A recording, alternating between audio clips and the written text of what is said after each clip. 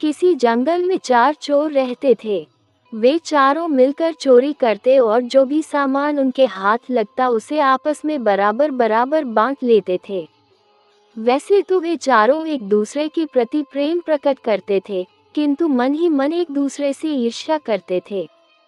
वे चारों अपने मन में यही सोचते थे कि यदि किसी दिन मोटा माल मिल जाए तो वह अपने साथियों को मारकर सारा माल हड़प लेगा।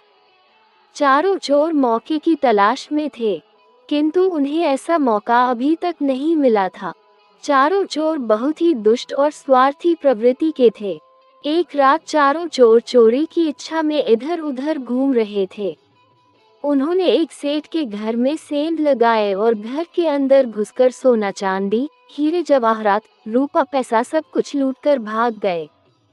चारों चोर पुलिस से बचने के लिए 2 दिन तक जंगल में भूखे प्यासे भटकते रहे। सेठ ने चोरी की शिकायत पुलिस में दर्ज करा दी थी। सेठ की पुलिस विभाग में भी अच्छी जान पहचान थी। चोरों को पकड़ने के लिए शहर के चप्पे चप्पे पर पुलिस फैली हुई थी। जंगल से निकलना चोरों के लिए खतरे से खाली नहीं था। चोरों की इच्छा थी कि अभी वे कुछ दिन जंगल में छिपे रहें। धीरे धीरे चोरों के पास खाने पीने का सामान समाप्त हो गया। कुछ दिन तक तो उन्होंने भूख बर्दाश्त की, लेकिन जब भूख बर्दाश्त करना असंभव हो गया तो उन्होंने शहर से खाना मंगवाने का निश्चय कर लिया।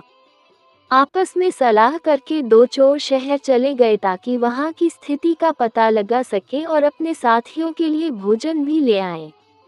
उन्होंने शहर जाकर भरपेट खाना खाया और खूब शराब पी। उसके बाद उन्होंने योजना बनाई कि वे अपने दोनों साथियों को मारकर सारा माल खुद हड़प लेंगे। दोनों ने योजना को अंजाम देने के लिए खाने में जहर मिला दिया और जंगल की ओर लौटने लगे। दोनों चोर अपने अपने मन में यही सोच रहे थे कि खाना खाकर जब वे दोनों मर जाएंगे तो मैं इसे भी मार दूंगा और सारा माल हड़प कर अमीर बन जाऊंगा। उधर जंगल में उन दोनों चोरों ने खाना लेने गए हुए साथियों को मारने की योजना बना ली। वे भी उन्हें मारकर सारा धन हड़प लेना चाहते थे।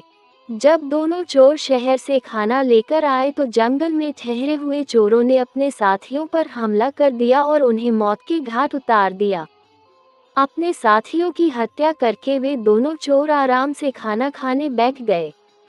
खाने में पहले से जहर मिला होने के कारण वे दोनों भी तड़प तड़प कर मर गए। इसलिए कहते हैं कि बुरे का अंत हमेशा बुरा ही होता है। शिक्षा। इस कहानी से हमें ये शिक्षा मिलती है कि मनुष्य को बुरे काम नहीं करने चाहिए, क्योंकि बुरे का अंत बुरा ही होता है।